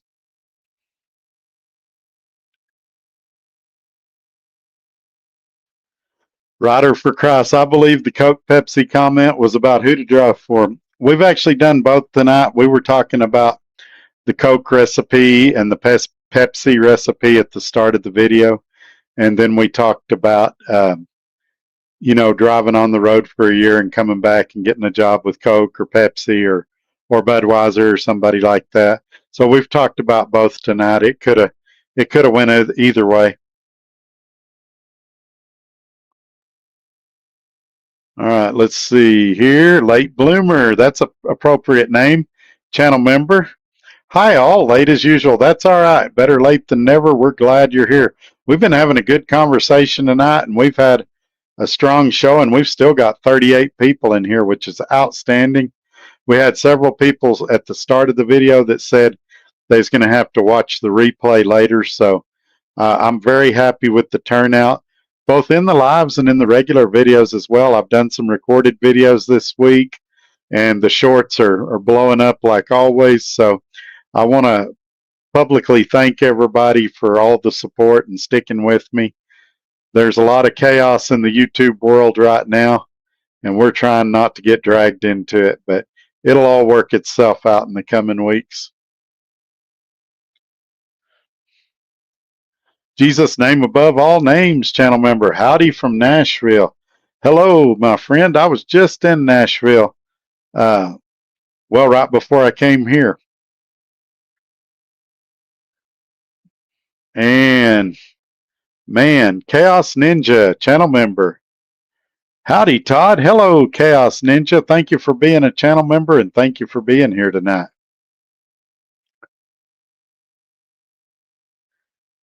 And Kevin Snipes, who's also a channel member, the guy that sent me my favorite hat, says, good evening, Todd. I'm listening while driving. It's good to see you again, my friend. Thank you for being here and for all you do. Rider for Christ, what I remember about Con Air, why wouldn't you just put the bunny down? Yeah, there's a really good scene in that movie. And it's got a lot of cussing. It's a prison movie, so you kind of expect it. It wouldn't be realistic if they were like, gee, Wally. But there's a scene in the movie where his friend gets shot and he's laying on the ground and he's had a bad day all day long. He's a diabetic. They've been trying to get insulin for him. He's just ready to give up. And he tells Nicolas Cage, he says, I don't know. He said, I'm starting to think there's not a God. He said, all these bad things are happening, and I keep thinking there's just not a God. How could all this happen? And at that moment, Nicolas Cage takes another girl's hand, puts it over the wound, says, press here. And he says, whoa, whoa, where are you going? He said, I'm going to show you there is a God. And at that point, the whole movie changes. And, the whole movie, the prisoners have been making smart moves. The whole movie, the prisoners are smart. There's not really any of them that are dumb or inept. They make good logical decisions. But the second he tells that guy, I'm going to show you there is a God, the whole scope of the movie changes. And I really, really like that movie. If you hadn't seen it, you can probably see it for free now. I like trucking. I know you're a Ford guy, but I do have a pretty nice Ram for a competitor truck. Yeah, I almost sent you a text message today because for those that don't know, he has a super nice Black Widow Ram truck that I don't even, it's like $40,000 worth of modifications to it. I mean, it's perfect. And today I was driving around Lubbock and I seen a Ford F-250 that had a Black Widow edition. And I thought of you and I wondered if they were decked out similarly or not. But that Black Widow Ram is a nice truck. And I've been teasing him if he'll give me that truck as a sign-on bonus. I'll leave TransAm right now. And he said that he'd give me one of the lug nuts off of it if I'd move.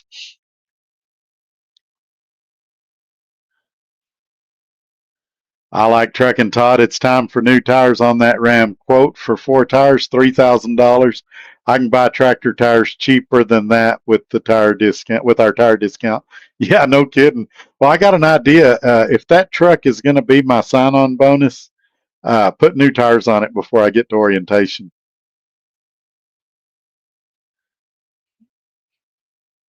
He wouldn't even let me drive it, y'all. Y'all talk about a travesty. I'm joking. I didn't ask, but I think if I ever did go to work for like trucking, he should let me drive it. That we should take my driving test in his pickup.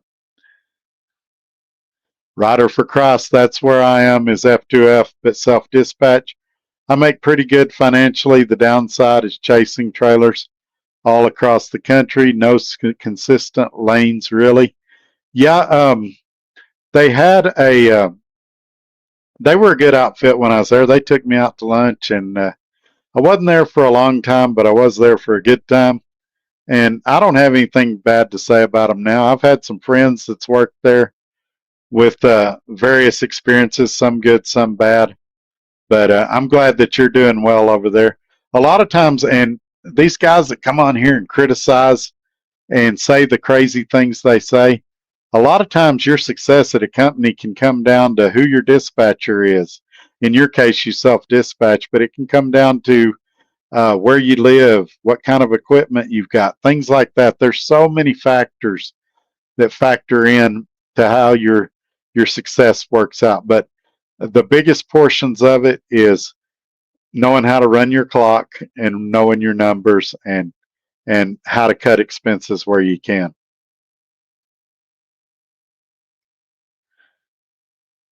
LP Blackman Jr. LP Blackman Jr. Is Pam Transport a good company for lease purchase? I don't have any idea. I'll be honest with you. I'm friends with a guy that used to be the president over there. I say friends. I'm a good acquaintance with the guy that used to be a CEO over there, or president, whatever they call him over there. And he was a good guy, or is a good guy. I don't talk to him much now. He runs some True Value hardware stores up in Minnesota now. But he was a great guy to work with and to know, and a big driver advocate. And so I can't tell you anything about Prime Transport personally. Maybe somebody in the comments can, but I can tell you that guy is an outstanding guy. Rider for Christ, LP Blackman Jr., probably not. They're kind of like Western Express, maybe a little better, but I wouldn't pick them. Can't prove or point. Why not? Just don't trust them. Yeah, even YouTube can be kind of sketchy on that stuff. The first thing I would do is look at their safer score because you can tell a lot about a company there. And out on the road, if you can talk to some of their drivers, that's another good avenue. But even that, you got to be careful because so many guys are chasing the referral bonuses now that you may not get great, reliable information. But I don't know enough to come on here and talk bad about them, and I don't know enough to go on here and talk good about them. I can just say that the one guy that was in leadership over there, I worked with him for about a year and a half, and he's a good guy. One of these guys that does what he says. You can trust his word. A man of integrity, I would say. Hey, my good cousin Scholar is here. He says, hello, hello from Facebook. Hey, Scholar. Thank you for coming in here tonight. It's good to see you again, my friend. I'm hoping they get to see you as well before I leave town. And Skyline says, your attitude is key in trucking business. Yeah, it is. I had somebody recently tell me, you don't have to build relationships in trucking. And you absolutely do. I used to be the guy that never wanted to go to the terminals. I just kind of wanted to stay out on the road. Now, when I go to the terminals, I walk around and try to shake hands and meet as many people as I can. I want to know what's going on in their world. That first dispatcher the other day when he called me, we spent probably the first half of the phone call talking about his 7 days off, his family, things like that. And so it doesn't cost you anything to get to know somebody, to make a friend. And you never know when you might meet that person at another company later down the road. And if you do, it's a good thing if you guys already have a good rapport. Um, I'm not worried. I've told y'all the dispatcher that I had at Garrison, the dispatcher I had at Swift, heck, even the dispatcher I had at Dart, they were all great. And if they came to TransAm tomorrow and I had to work with them, it wouldn't be awkward. It wouldn't be weird because we've already built that rapport. We'd pick up right where we left off. And you want to have that. Same thing, the safety lady at Garrison was a great, great person. I would gladly work with her again. The orientation guys at Garrison were excellent. They were excellent at TransAm. Either group, I would gladly work with them again. Andrew Hurricane, hey guys, waiting on a late afternoon appointment tomorrow. Had to break the piggy bank on Truck Parking Club since I'm in Atlanta and do not feel safe at the Petro in town. Andrew, I hope you used the promo code Trucker Todd, all one word, little letters, so that you got $20 off your spot. I stayed at one the other day in the Atlanta area, and it was about $25. So it reduced it down to about $5. And I hope you did that. And then after you stay at a spot, they'll send you a survey, and if you fill that, you get another $5 credit. So it would have effectively made that spot free because your next spot would be even cheaper. So I'm like you guys. Anytime I can stay in free parking, that's what I'm going to do, as long as it's safe. But if I need a spot and I know I'm going to have to pay, I'm going to do Truck Parking Club so that I get a good, safe, quiet place. And I notice I sleep a lot better at those locations. Most of them are gated, and you can get in there and get some sleep, and nobody bothers you. It's quiet. There's not people honking their horns and their trucks going into regen all night while you're trying to sleep, or somebody with a defective reefer beside you that's just roaring all night long. So, yes, I do promote them, and yes, I do like them. But even now, I'm wearing one of their shirts. I'm a big fan.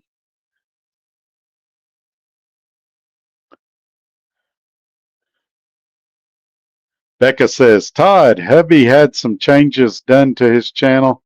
I made him a new profile pic and he uploaded another video. It was his first video on the game Legend of Dragoon. Send me his channel name, text it to me, and I'll go over there and subscribe and try to watch it.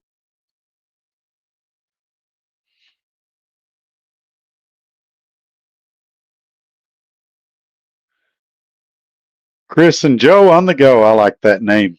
Hello, Trucker Todd. Heading to Garrison for orientation on the 12th. We'll see how things go. Have a great weekend.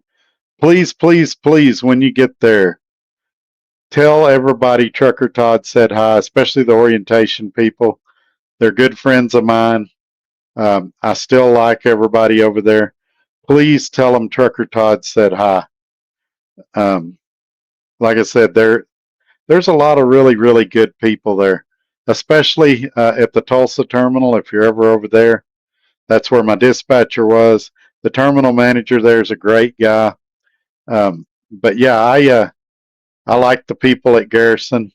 I was teasing them the other day. I passed through Coleman. I said, hey, y'all still got food in the driver's lounge? I'm passing through. And they knew I wouldn't stop, but I was teasing them. I was going to stop and have a meal on them.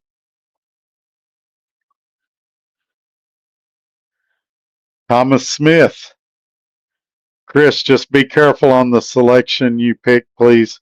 Just trying to look out for people go through it with a comb. Yeah, I would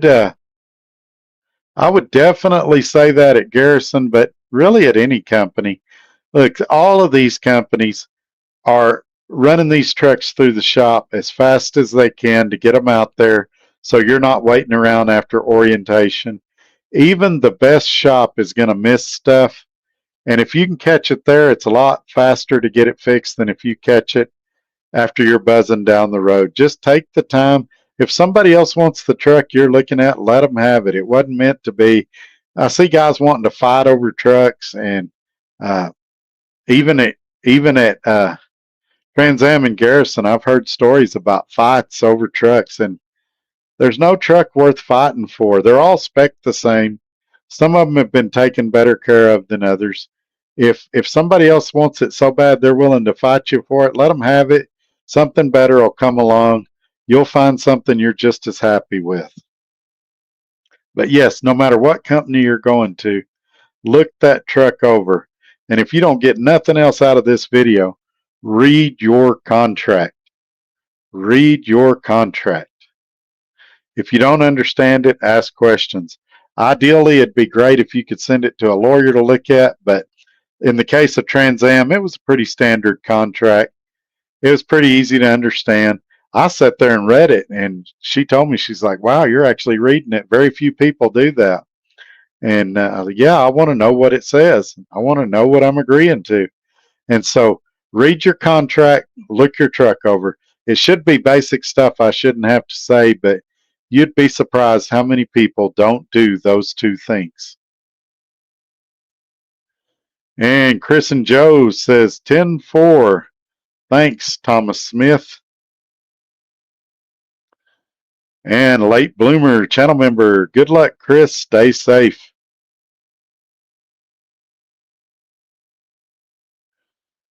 Beer Gut Boomer, have you ever worked in the LTL industry? Yes, I did. I did for Roadrunner for over a year, almost a year and a half. And what I would say about LTL is it's great if you live near a terminal. It's not so great if you don't. So they had little triangles set up for me back then, and I did really, really good there. I ran a buttload of miles, but I did really, really well. The problem was when I wanted to go home, I had to go to Grand Prairie, and then I had to get a broker load from the Dallas-Fort Worth area to Lubbock. And it turned out to be a blessing in disguise. That's where I got my very first dealing with brokers experience, was at Roadrunner pulling LTL freight. They let me call the broker. They had one broker they used from, I believe it was Ascent out of Florida. And I would call him. I had one point of contact there, and he would tell me the loads he had, and we'd negotiate rates and all of that. And so every time I went home, That was my broker experience. Well, when I left there and went to Dart, they were starting the OPI board, which is where you could deal with brokers and book your own loads. And they said, well, we're only letting people do that have experience with brokers and things like that. I said, well, I do. I did it at Roadrunner. And they verified that. And they're like, okay, you can be on the OPI board. And so all of my spot market experience and everything, a lot of what I do now is a direct result of Roadrunner and the opportunities they gave me. And so I've been really fortunate. Some of you would say lucky that that was kind of my way to learn and kind of have the training wheels. But yeah, I did LTL and enjoyed it. And if I lived in Dallas or somewhere like that or El Paso, it'd be something I would definitely look at again. Late bloomer channel member, hey Skyline. Skyline, you're a celebrity in here tonight, my friend. Thomas Smith, my buddy Tommy Davis is there along with Stephen Hall. They are good people. I went through Tommy's truck and helped him on the fine points I saw. That's a cringe for me. All right, Thomas, I got to go back up and see. Oh, your friends are over at TransAm? Yeah, I keep telling people that there's some good people here, and they're like, oh, you're just saying that. Well, okay, I know a lot of happy people here. Beer Gut Boomer, just finished my week. Vacation all next week. Still have 4 weeks left to use. Man, that's outstanding. That is a good deal if you can get it. Thomas Smith, you have to wear 3 hats: a business owner, a truck driver, and no mechanics. Yes, it's kind of like my 3-legged stool analogy I do. You can make it if you're not one of those 3 things, but it makes it a lot harder. And if it's something that you really struggle at, you need to try to be learning it on the side. With YouTube now, if you're not mechanically inclined, you can learn on there for a lot of things. With a truck driver, you can improve. You can take like the Smith system class. You can watch videos. You can listen to other truckers on YouTube. You can learn. And same thing with business. All these things are teachable. You just got to put your ego aside and be willing to learn.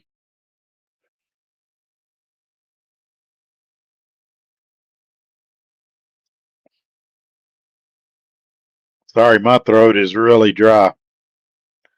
We'll see how much longer my voice holds up.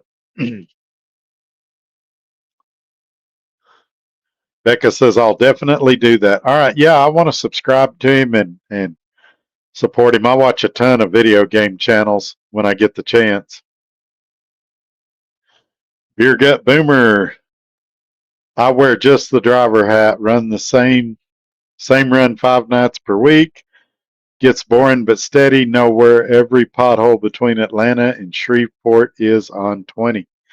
Yeah, there's nothing wrong with it. That deal I had with Roadrunner was pretty good. I usually ran from Grand Prairie out to Livermore, California, over to Chicago, and then back down to Grand Prairie. Or sometimes I did Chicago to Ocala, Florida, over to Dallas, and then back up to Chicago, or I'd shoot over to Lubbock from there. We had the 2 triangles, and my dispatcher just basically would secure those loads for me, and I did those 2 runs over and over. And it was nice because I'd get a little variety. I'd do 1 triangle for a while, and when I got tired, I'd switch over and do the other one for a while.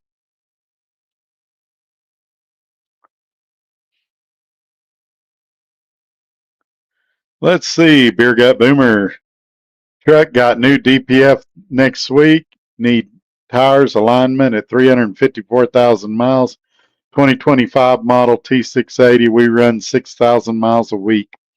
Yeah, that's kind of weighing into my decision about what I'm going to do at the end of this lease. This truck is creeping up. I'm at like 261 right now. on the miles. At 300,000, there's a lot of services that become due. So if I keep this truck, I got to bite the bullet, know those services are coming, and that it's probably a truck I'm planning on keeping, or I'm going to get out of it and move on to another one. And I'm still weighing options. Offers are still coming in. And as you guys know, when I do something, I try to do something that you guys can do as well, that you guys can benefit from as well. So I'm interested in deals that are going to benefit y'all as well. I don't want to do a deal that I just go, look at this great deal I got that none of y'all can have. And so that's why I tell y'all about TransAm. To me, they've been great. Are they the greatest company ever? Well, no, they've got problems like any other company, but they've been really good to me, and I'm pretty happy here. All right, Becca said she let him know, and he sent me a text. Good deal. Tell him thank you for me. I'll check it out either this evening or in the morning after church or something. Steve Given, Beer Gut Boomer, are you teaming? Yeah, I was wondering. It sounds like it if he's doing 6,000 miles a week. Beer Gut Boomer says, I work at a big mega LTL, been here 16 years now. Started at XPO in 94. All we do is drop and hook now. Ran City Liftgate in Atlanta the first 6 years before going to line haul, then team.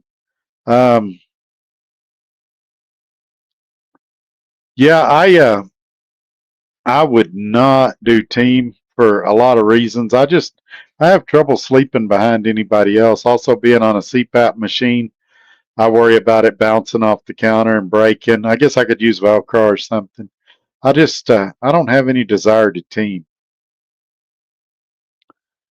He says no, R.E. Garrison. Okay, so those two guys he mentioned are at R.E. Garrison, and they're happy. Yeah, if we hadn't had the money problems, I'd still be there. I made good money, made a lot of good friends. I was very happy there. That truck, whoever got my truck, 2456, that was a great, great truck. Somebody hit the jackpot with that truck. And, I've learned to never say never. I don't have any plans to go back there right now, but I did meet a lot of great people there, and I did have a lot of fun there for sure. And I know a lot of people that are there that are happy. Oh man, this couch, when you sit on the edge to do these videos, really wears on your tail end after a while. Andrew Hurricane, are you going in the kitchen? Would you get me a Coke Zero or two? Whatever. Let's see. I used to recommend Yellow when they paid for CDL training for the dock workers. Pam was a big sponsor of the truck driving school I went to. Wasn't a professional group of folks at that time. Yeah, how long ago was that? The reason I'm asking, I'm trying to see how that, thank you, trying to see how that coincides with when my friend was in charge over there.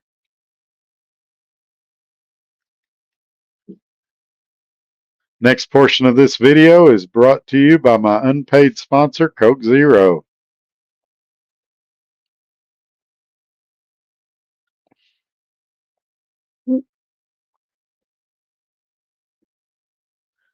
And Beer Gut Boomer. I did dock to driver at XPO back when it was Conway in 94. Man, that's even before I was driving. I started in 96.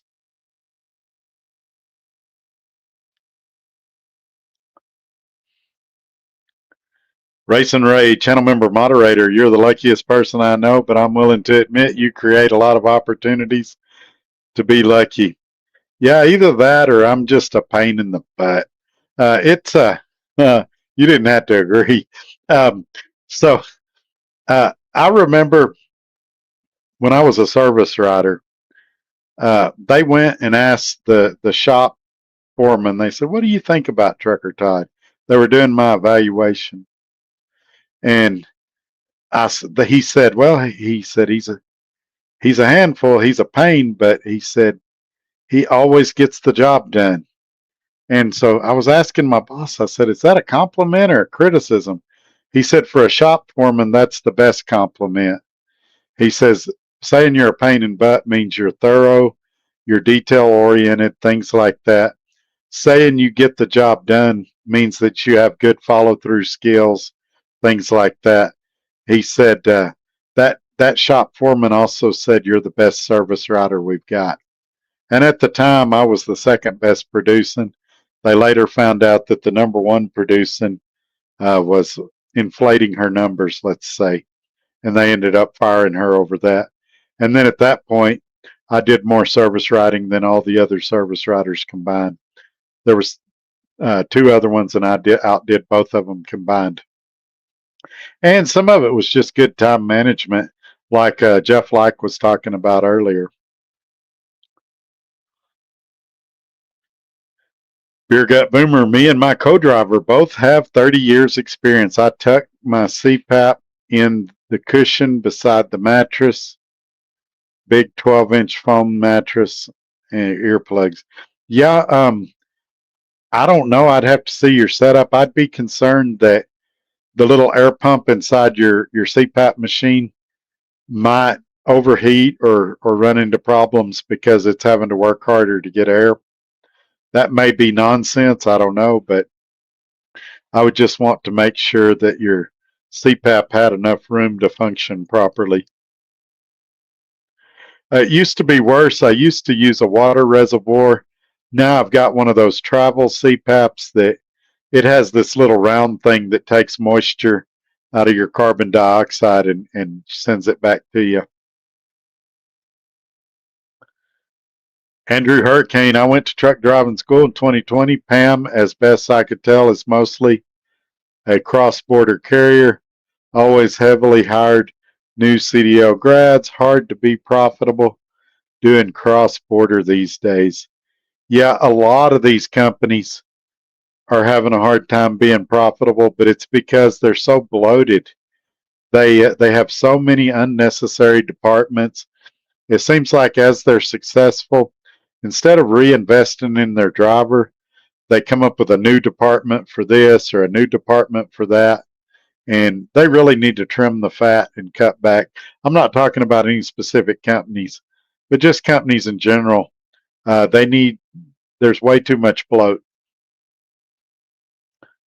Well, there's that one company that went out of business recently, had 1,000 drivers and had like 600 and something office people. Well, that's why they went out of business. They could have ran that company with 100 drivers.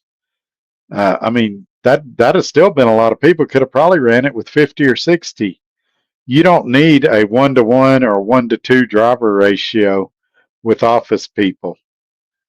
You just don't.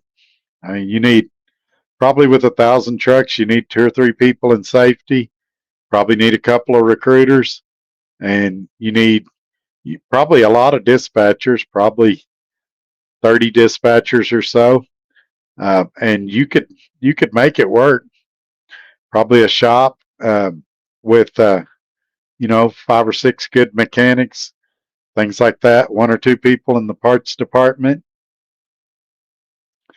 The maintenance side of it, it really depends on how big your facilities are. But you add all those numbers up, and it's less than 100. It's not 600 for sure, 650, whatever it was.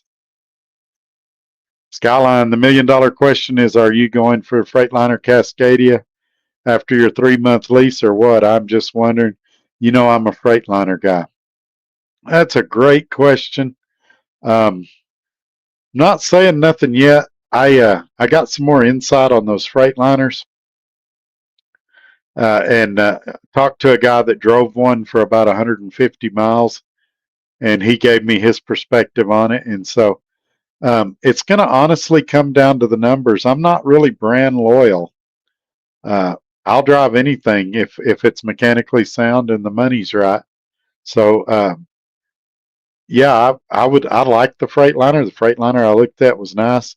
I'm extremely comfortable in my current Kenworth. I'd be happy to stay in it. I'm also looking at a couple of brand new truck options, and so there's a lot of stuff that's coming in the next week or two, a lot of information coming in, and I'll make some decisions and I'll share it with everybody just as soon as I've got something concrete I can share. The only thing I can promise you is it's going to thoroughly, thoroughly, thoroughly upset the trolls, and it's going to be fun to watch. So I want everybody to subscribe and hang around because I want you to see the overreaction that takes place. Some things are going to become very, very evident, it looks like, and it's going to be a hard pill for some of these guys to swallow. Andrew Hurricane, it causes huge issues for big carriers when they refuse to pay the mechanics good wages. Folks with good knowledge quit and long lines form to get trucks worked on.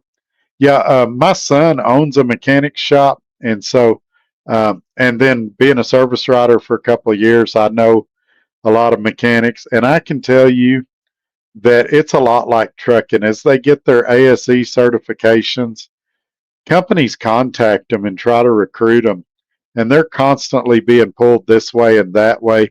There's a lot of turnover in mechanics too, and people don't realize how much they invest in tools. Even if they work for somebody, they have to buy their own tools, and there's theft that occurs between mechanics, and they have to replace tools, and tools break and things like that. So um, shops have a hard time keeping mechanics and qualified mechanics that are ASE certified in all the different categories, just because there's so much competition and places and opportunities for them to work. Beer Gut Boomer, T680 has much better ride, awesome headlights. My Freightliner had better headlights on low beam. The Kenworth has better high beams. Now, TransAm did tell me I could change out the headlights. They didn't have a problem with it. And so I have looked at some brighter low beam lights and things like that. I just hadn't changed them out because I'm waiting to see what I'm going to do at the end of this 90-day lease.